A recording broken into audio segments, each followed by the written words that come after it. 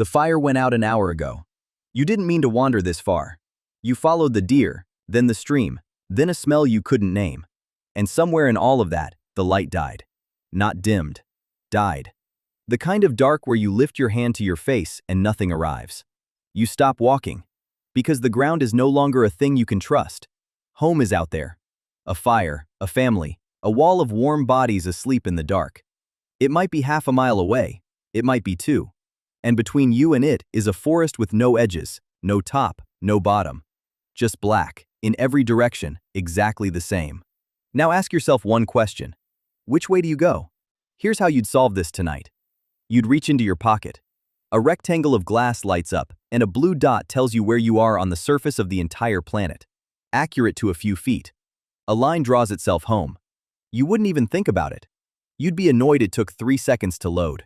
We are the first humans in 300,000 years who have never once been truly lost. Think about that. Every ancestor you have ever had, every single one, all the way down, lived with the constant, low possibility of walking out one day and simply not finding the way back. It wasn't a nightmare scenario. It was Tuesday.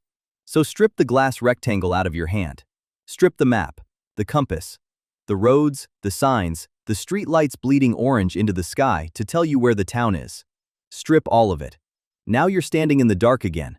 And the question isn't academic anymore. Because the people who couldn't answer it didn't get to pass on their genes. Your first instinct is to wait for morning. Smart.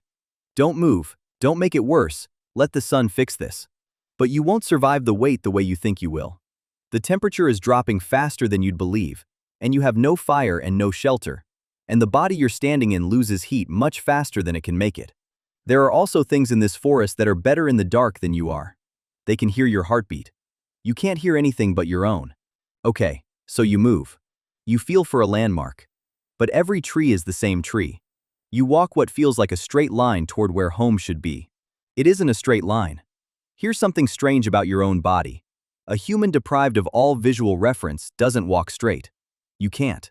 One leg is fractionally stronger, your stride is fractionally uneven, and with nothing to correct against, you curve.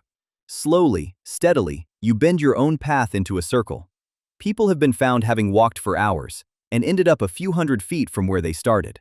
So the obvious answer, just keep walking the right direction, is a trap. You don't have a right direction. Your own legs are lying to you. So how did anyone ever get home? Look up. Not at the dark between the trees. Above them, at the only thing in this entire world that is not the same in every direction. The sky. To you, a night sky is decoration. To the people who survived this, it was the single most reliable machine in existence. There is one point in the northern sky that does not move. Every other star wheels around it through the night, but that one stays nailed in place, hour after hour, century after century. Find it, and you have found a direction that will never lie to you the way your legs do. But, and here's the catch that should make your stomach drop, you can't see it. You're under a canopy. Clouds rolled in. It's the wrong season, the wrong latitude. And tonight, the one thing that could save you is hidden behind a roof of leaves. So the stars are the answer. Except when they're not. And our ancestors knew that better than anyone. Which is why they didn't rely on them alone. They built something stranger. They turned the land itself into a memory. Not a map drawn on a skin. A map drawn on the world. And on the mind. Some peoples encoded the entire landscape into song. The route home wasn't a set of directions. It was a melody. And each verse named the next feature in order. This ridge, that bent tree, the rock that splits the stream. Sung in sequence so exact that you could navigate hundreds of miles of country you had never seen, by singing it. The song was the road. Sing it forward, you walk out. Sing it backward, you come home. And in the dark, when you couldn't see the features, you'd feel for them. The slope of the ground under your bare feet. The direction the wind always came from in this valley. The sound a particular stretch of river makes that no other stretch makes.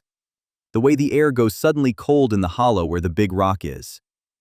They read the world through the soles of their feet and the skin of their face, and a memory so deep, it's hard for us to even imagine having it. Because they didn't have a backup. You have 1,000 backups. They had one. The inside of their own skull. And so they filled it with the kind of map you cannot lose, cannot drop, cannot run out of battery on. A map made of song and slope and smell, and the turning of a single fixed star. That's how you get home in total darkness. Not by finding the way, by already being the way. By having walked it so many times, sung it so many times, felt it so many times, that the route lives in your body whether your eyes work or not. Now come back. You're not in the forest, you're holding the glass rectangle. The blue dot knows exactly where you are, and you have no idea where you are. Could you walk home from across your own city if the dot went dark? Could you find north right now, this second, without looking it up? Most of us couldn't. We traded the star and the song for the dot, and it was a good trade, mostly. It's just worth knowing what we handed over. Our ancestors carried the whole world inside their heads because they had to. We carry almost nothing because we don't. So the next time the little blue dot finds you in half a second, in the dark, without you even thinking about it, remember that for 300,000 years, finding your way home in the dark was the hardest thing a human being ever did. And they did it. Every night. Without once looking down.